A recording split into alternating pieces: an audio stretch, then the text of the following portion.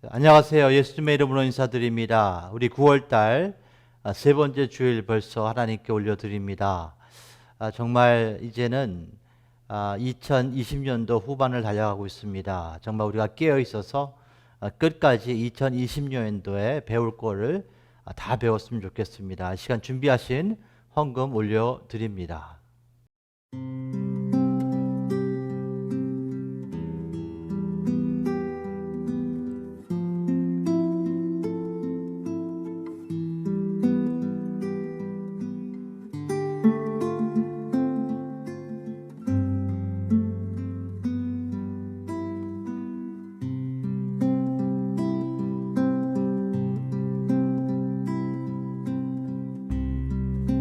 아버지 나의 하나님, 말씀하시는 하나님, 나의 길 기도하오니 나에게 말씀하소서. 사랑하는 내 아이야, 두려워하지 말아라. 내 길의 모든 범사가 기한과 때가 있단다.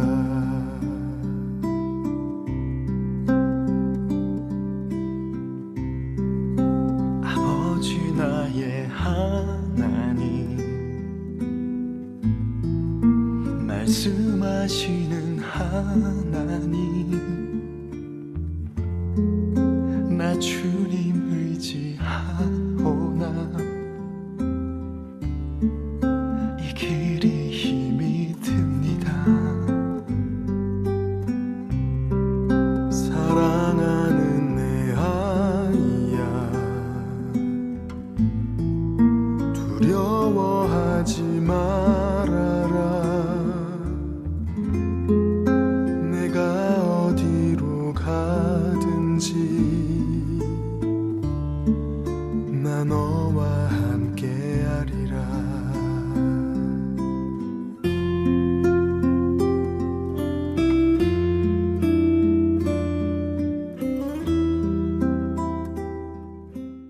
아버지 하나님, 이제 2020년도 9월 3월째 세 번째 주일 예배 하나님께 올려드립니다. 받기 위해서 나온 것이 아니고 드리기 위해서 나왔사오니 우리의 영혼육을 받아주시고 축복하여 주셔서 한 주간 사는데 하나님과 동행하며 주님께서 예비하신 모든 축복 누리며 증거할 수 있도록 축복하여 주시옵소서. 이 시간 귀한 물질 마음을 담아드렸사오니 기쁘게 받아 주시옵소서. 예수님의 이름으로 기도합니다. 아멘.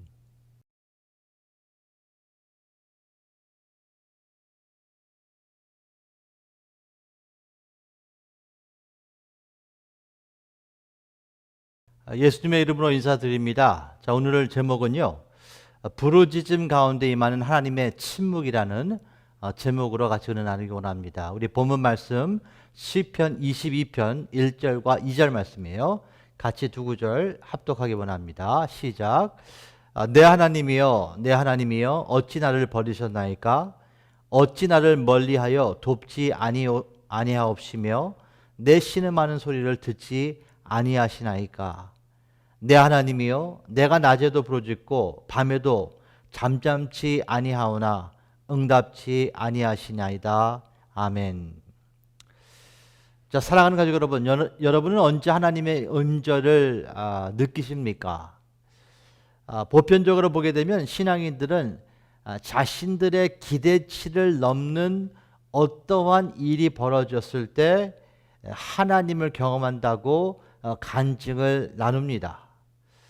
자, 그렇다면 이것을 조금 다른 관점으로 보게 되면 우리 신앙인들의 일상 가운데는 하나님의 은혜와 사랑을 잘 느끼지 못한다는 것을 우리는 알 수 있습니다. 자, 그런가 하면 간절한 상황, 긴박한 상황들이 있죠. 자, 이 같은 가운데서 우리는 하나님께 기도하면서 부르짖습니다. 그런데 부르짖음에도 불구하고 하나님의 침묵을 경험하신 적이 있습니까? 어려운 상황일수록 그 기다림의 시간은 길게 느껴지지 않습니까? 아픔이 없는 5분과 고통을 호소하는 그 5분의 차이는 같은 시간 5분이지만 정말 큰 차이를 느끼지 않습니까? 자, 여러분의 3살 난 자녀가 부모님께 도움을 청한다고 가정해 보십시오. 여러분은 그 모습을 보고 뛰어가서 자녀를 도우시겠습니까? 아니면 천천히 가시겠습니까? 아니면 그저 보고 계시겠습니까? 자, 오늘 본문은요, 다윗이 기록한 하나님의 말씀입니다. 자, 시편인데요. 우리가 시편을 묵상할 때 조금 주의할 점이 있는데, 그것은 시편은 내용과 뜻에 초점 맞추기보다는 그 시를 기록한 그 시인의 마음과 감정을 느끼면서 묵상하는 것이 좋습니다. 그 시인의 마음과 감정을 느끼면서 그 시인의 상황으로 돌아가서 그가 느끼는 것을 느낌으로 그 뒤면에 있는 뜻과 또 하나님의 마음을 알아가는 것이 좋지요. 자, 오늘 본문은 다윗이 이렇게 부르짖습니다. 내 하나님이여, 내 하나님이여, 어찌 나를 버리셨나이까? 어찌 나를 멀리하여 돕지 아니하시오며 내 신음하는 소리를 듣지 아니하시나이까? 다윗은 이렇게 기도로 하나님을 찾고 부르짖고 있습니다. 정말 전체 성경 구절 중에 가장 다급하고 처절한 상황을 느낄 수 있는 구절이 아닌가 생각해 봅니다. 지금 다윗은 어떠한 순환과 고통을 겪고 있는데 그 고통과 순환이 정확히 무엇인 것을 얘기하고 있지는 않지만 그가 엄청난 극도의 정말 고통과 아픔을 경험하고 있는 것을 알 수 있어요. 그 자신의 고통이 너무 심해서 하나님께 기도하면서 하나님께 버림받았다는 그런 생각까지도 그는 갖게 됩니다. 이런 것이죠. 하나님께서 나를 버리지 않으셨다면 어떻게 제가 이 상황까지 갈 수 있겠습니까? 이런 식으로 하나님께 부르짖으면서 기도를 하고 있다는 거예요. 지금 다윗의 삶은 이 자신이 겪는 고통은 물론이요, 하나님께 버림받았다는 그 생각의 고통이 연합돼서 더욱더 그에게 크게 지금 다가오고 있는 것입니다. 자, 질문 드릴게요. 그러면 왜 다윗은 하나님께 버림을 받았다고 생각했을까요? 왜 그런 느낌을 받았을까요? 자, 다윗은 누구보다도 살아계신 하나님을 경험했던 하나님의 사람이었습니다. 그런데 그가 지금 버림받았다고 생각한 그 원인은 무엇이었을까요? 그 답을 2절에서 찾아보기 원합니다. 2절 같이 합독하죠. 내 하나님이여, 내가 낮에도 부르짖고 밤에도 잠잠치 아니하오나 응답치 아니하시나이다 라고 다윗은 기록합니다. 참 다윗은 밤낮으로 하나님께 부르짖으면서 기도했다는 거예요. 그런데 문제는 하나님께서 침묵하셨다고 기록합니다. 그 하나님의 침묵이 그가 버림받은 것 같은 생각을 갖게 했고, 그는 탄식과 절규 또 통곡의 기도를 지금 하나님께 드리고 있는 거예요. 사랑하는 가족 여러분, 그렇다면 왜 하나님께서 당신이 사랑하는 자녀의 그 고통을 바라보시면서 침묵을 하셨을까요? 왜 이렇게 아파하는 자녀, 도움을 청하는 자녀, 부르짖는 자녀를 빨리 찾아가서 도와주시지 않으시고 왜 침묵하셨을까라는 질문을 할 수 있다는 것이죠. 사랑하는 가족 여러분, 하나님의 침묵 안에는 신비한 은혜가, 섭리가 존재한다는 거예요. 다시 말씀드립니다. 하나님의 침묵 안에는 그분의 섭리와 은혜가 존재한다는 것입니다. 그분의 침묵은 기도로 부르짖는 신앙인들에게 사실 고독으로 다가오지요. 아마도 우리 모두는 한두 번 이런 경험을 하지 않았나 생각해 봅니다. 자, 고독이 무엇입니까? 고독은 혼자라고 느껴 외로움을 타는 것을 고독이라고 해요. 아무도 도와줄 사람이 없는 거예요. 벼랑 끝까지 몰렸는데 정말도 아무도 도와줄 동서남북을 봐도 아무도 도와줄 사람이 없는데 마저 하나님께 부르짖는데 그 하나님께서도 지금 침묵을 하신다는 거예요. 그러면 정말 아주 깊은 고독으로 사람은 빠지게 되죠. 그런데 이 가운데 신비한 은혜가 임하는데 그 신비한 은혜가 믿음으로 임하게 되는데 잘 경청해 보십시오. 주 안에 있는 깊은 고독은요, 우리를 깊은 고요함으로 인도하게 됩니다. 잠잠하고 조용한 그리고 짙은 정적과 같은 고요함 속으로 우리가 가게 된다는 거예요. 그리고 그 고요함에서 자신을 성찰하는 은혜가 임하게 됩니다. 자, 외부에서 도움을 받지 못한다면 자신의 내면에서 그 무엇을 찾게 된다는 것이에요. 그것이 자신이 소유하고 있는 내면의 여러분과 제가 소유하고 있는 믿음입니다. 믿음. 즉 하나님의 침묵으로 빚어지는 어떤 현상이 있는데 그것은 우리를 고독하게 만들고 그 고독은 우리를 고요함으로 인도하고 그 고요함 안에서 우리는 자신을 성찰하고 자신을 성찰하는 그 가운데서 내 내면에 있는 살아있는 믿음이 표출로 드러나게 된다는 거예요. 다시 말씀드립니다. 하나님의 침묵은요, 여러분과 저를 고독으로 인도합니다. 그러나 그 고독은 우리를 고요함으로 인도하고 그 고요함 안에서 우리는 우리의 내면을 성찰해요. 그리고 우리의 내면 안에 있는 믿음, 살아있는 믿음이 드러나게 됩니다. 자, 가족 여러분, 이런 것과 같은 거예요. 마음이 흔들리며 요동치는 상태는요, 호수가 흔들리며 요동치는 것과 비슷합니다. 흔들리고 요동치는 호수는요, 참 하늘을 담을 수 없어요. 그러나 고요한 호수는요, 하늘을 담을 수 있다는 것이에요. 고요한 호수는 하얀 구름과 파란 하늘을 담을 수 있습니다. 저는 여기서 영적인 원리를 봅니다. 자, 부르짖음 가운데 임하는 하나님의 침묵 가운데는 우리의 믿음을 성찰하라는 하나님의 메시지가 있는 것입니다. 비록 어려운 상황 가운데서도 하나님께서 침묵하시는 이유는 우리의 마음에, 내 마음에 정립되어 있는 그 믿음을 꺼내내서 사용하라는 하나님의 메시지가 있는 거예요. 사랑하는 가족 여러분, 침묵도 하나님의 언어인 것을 믿으시기를 예수님의 이름으로 축원합니다. 마치 돌뿌리에 걸려 넘어진 아이가 울고 있다고 가정합시다. 자, 이 상태에서 부모가요, 아무리 일어나라고 이야기를 해도 그 아이는 아마 들을 수 없을 겁니다. 또한 부모가 다가가서 그 아이를 달래려고 하지만 그 아이는 자신이 원하는 것을 부모에게 받아내려고 더욱더 큰 울음으로 아마 대응할 수도 있다는 거예요. 그래서 부모는 때로는 이렇게 하지요. 아이가 흥분을 가라앉힐 때까지 그 울음소리를 들어주면서 그냥 기다려주지 않습니까? 그 시간이 10분, 20분, 30분, 아니 1시간이 되더라도 부모는 그 아이가 흥분을 가라앉히기까지 기다려요. 그래야 소통을 할 수 있기 때문이죠. 이것이 아이를 위한 아이의 미래를 위한 최선의 방법이라는 것을 부모는 알기 때문입니다. 그래서 부모는 힘들어도 마음이 아파도 아이의 울음과 고통을 보고 있을 때가 있다는 것이에요. 아이가 혼자 일어날 수 있는데 부모를 찾을 때는 그 부모는 그 아이를 그냥 울게 내버려 줄 수 있다는 것입니다. 사랑하는 가족 여러분, 우리 하나님 아버지께서 때로는 우리에게 그렇게 하신다는 거예요. 신앙은 문제를 해결하는 그 차원을 넘어서 우리의 믿음을 사용하는 것이 하나님의 관점에서는 더 중요하기 때문입니다. 자, 잘 경청하세요.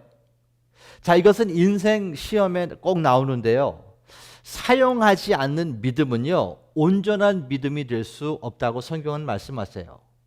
내가 믿음이 있는 것 같아요. 아니, 믿음이 있을 수도 있어요. 그러나 그 믿음을 행함으로 우리가 사용하지 않으면 그 믿음은 온전한 믿음이 될 수 없다는 것이에요. 하나님의 침묵의 목적은 무엇이냐? 내 내면에 있는 그 믿음을 꺼내서 사용하라는 거예요. 자, 야고보서 2장 22절을 같이 한번 합독합니다. 내가 보거니와 믿음이 그의 행함과 함께 일하고 행함으로 믿음이 온전케 된다는 거예요. 온전케. 다시 말해 믿음과 믿음의 행함이 따라오지 않으면 그것은 온전한 믿음이 될 수 없다고 지금 성경은 우리에게 말씀하세요. 자, 다윗의 어려운 이 상황에서 그는 정말 울부짖으며 기도했습니다. 그런데 하나님의 침묵은 그를 더 고독하게 만들었다는 것이에요. 그리고 그 고독은 그를 고요함으로, 깊은 고요함으로 인도하게 됩니다. 그리고 그 고요함을 통해서 다윗은 자신의 마음을 성찰하기 시작해요. 그리고 그 부르짖음 후에 3절부터 그가 기록한 그 시편의 고백은 이렇게 시작됩니다. 3절부터 보는데 이스라엘의 찬송 중에 거하시는 주여 주는 거룩하시나이다.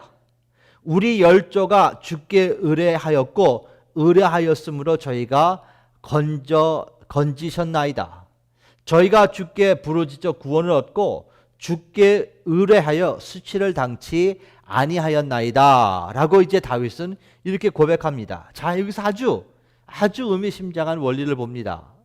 지금 다윗은요, 자신의 그 울부짖음을 1절과 2절 버림받았다는 그런 생각을 1절과 2절에 선포한 후에 3절부터는요, 자신의 그 어려운 상황과 상관없이 하나님께서는 이스라엘의 찬송이요 이스라엘의 거룩이라는 선포를 지금 하고 있다는 거예요. 자신의 그 어려움과 이런 것과 상관없이 하나님께서는 자신의 열조를 건지셨다는 거예요. 그들의 수치를 면케하셨다고 그는 기록하고 있습니다. 자, 사랑하는 가족 여러분, 고요한 가운데 한번 생각해 보십시오. 우리의 고난과 고통이 지금 있을 수 있어도 사실 우리의 고난과 고통과 상관없이 하나님은요, 하나님이시라는 거예요. 거기에는 변함이 없다는 것입니다. 우리의 고통과 우리의 어려움과 상관없이 하나님께서는 말씀으로 천지를 창조하신 전능하신 분이라는 거예요. 그분은 만왕의 왕이시며 그분은 만주의 주시라는 것입니다. 이것은 우리의 상황과 전혀 관계가 없다는 거예요. 우리의 상황과 상관없이 찬송과 존귀와 영광을 받으시기에 합당한 하나님을 믿으시기를 예수님의 이름으로 축원합니다. 밥 우드워드라는 사람을 아십니까? 요새 정말 뉴스에 많이 나오는 분인데요.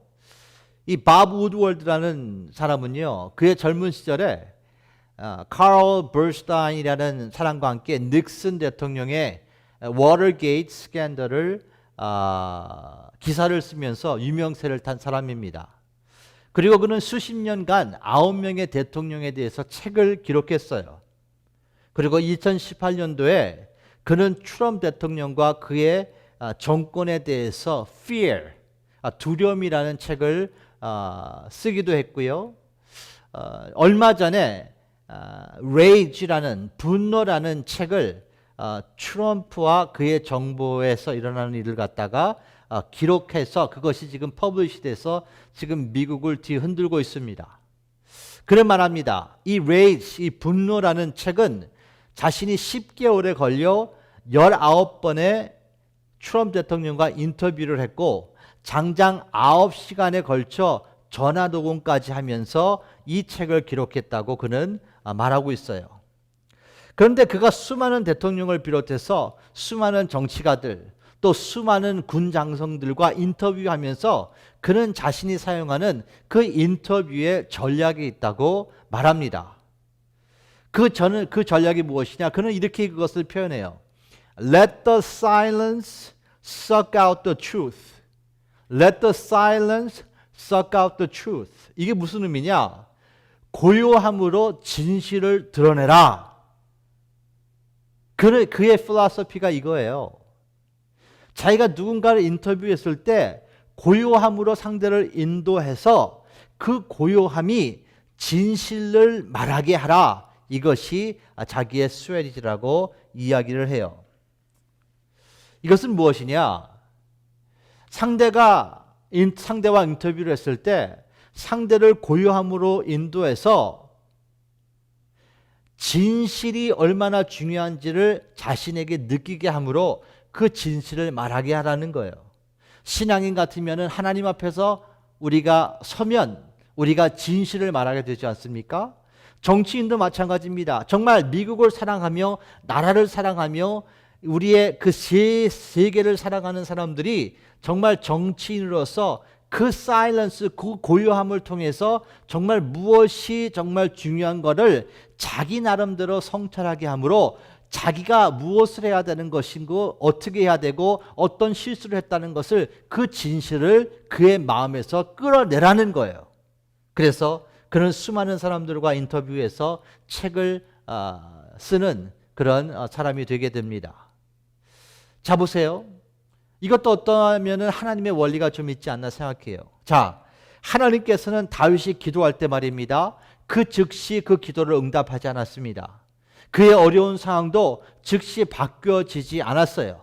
그러나 그는 탄식과 절규, 그 기도를 한 후에 하나님을 하나님으로 인정하며 그분을 찬양하게 됩니다. 자신을 성찰하고 소유한 믿음을 통해서 자신이 직면하는 어려운 상황보다 크신 하나님을 바라보기 시작한 거예요. 자신의 내면 안에 있었던 믿음을 꺼내서 사용하기 시작한 것입니다. 비록 어려운 상황을 직면하더라도 하나님은 그 상황보다 크시며 하나님은 나를 사랑하시며 하나님은 이스라엘의 거룩한 자고 하나님은 그 찬양의 대상인 것을 그는 내면을 통해서 믿음을 꺼내서 그것을 선포했다는 것입니다. 자, 성경에 기록된 다니엘도 마찬가지입니다. 바벨론 포로로 끌려간 다니엘이 총리로 신임받은 것을 질투의 많은 정치인들은 다니엘을 죽이려고 했죠. 그래서 함정을 그들은 파게 됩니다. 그것은 무엇이냐? 다니엘이 매일 하나님을 향해서 기도하는 것을 알았기에 매일 기도하면서 하나님께 간구하는 것을 알았기에 그들은 법을 만들어요. 바벨론 왕 외에는 어느 신이든지 어느 사람이든지 무엇을 구하게 되면 사자굴로 던져서 죽이라는 그런 법을 만들게 됩니다. 그 말씀이 다니엘서 6장 7절에 있어요. 나라의 모든 총리와 수령과 방백과 모사와 관원이 의논하여 왕에게 한 율법을 세우며 한 금령을 정하실 것을 구하려 하였는데 왕이여 그것은 곧 이제부터 30일 동안에 누구든지 왕 외에 어느 신에게나 사람에게 무엇을 구하면 사자굴에 던져놓기로 한 것을 법으로 세웁니다. 자, 다니엘은 그들의 의도를 알았어요. 그러나 이를 알고도 그는 자기 마음에서 예루살렘을 향해서 창을 열고 하루에 3번씩 기도하게 됩니다.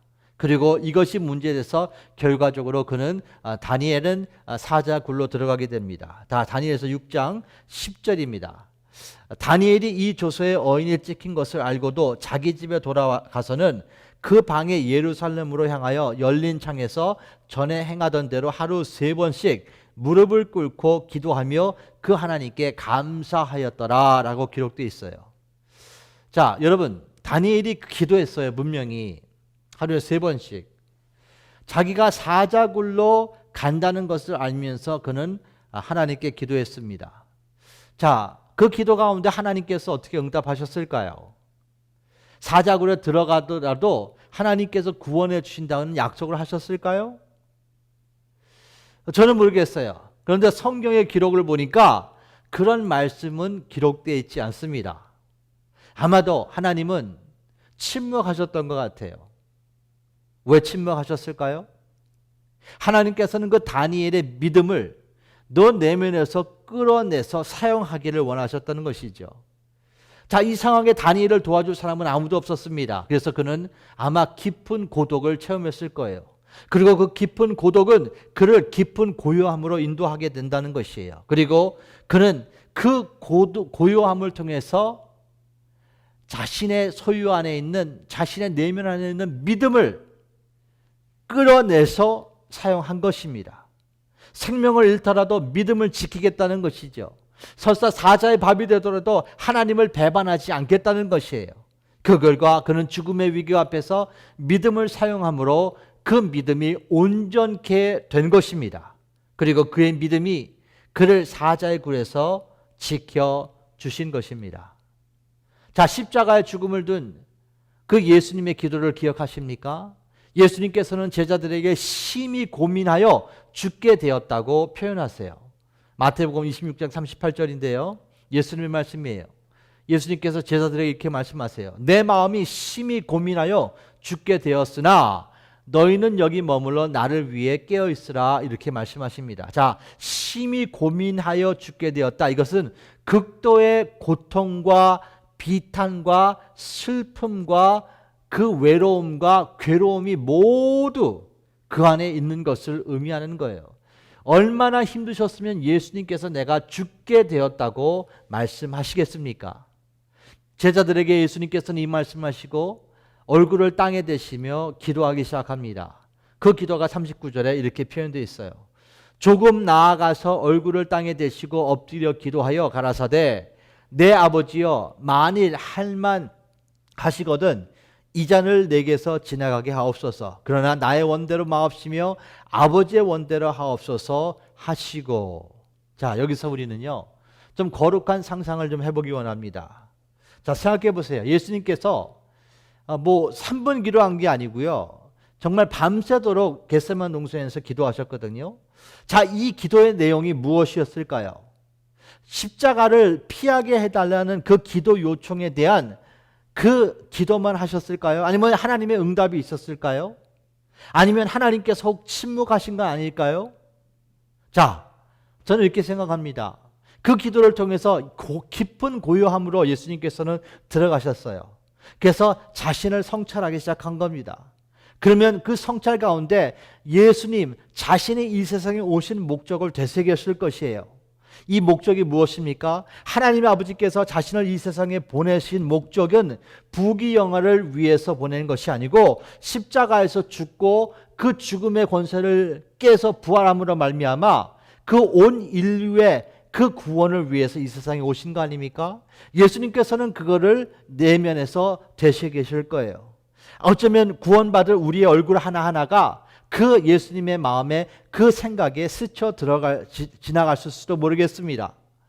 예수님께서는 자신의 내면에 있는 그 하나님의 사랑, 그 영원 사랑, 그리고 사명에 대한 확신을 내면에서 꺼내서 사용하신 거예요. 그리고 이제 예수님은 이런 결론의 기도를 내리십니다. 나의 원대로 마옵시며 아버지의 원대로 하옵소서.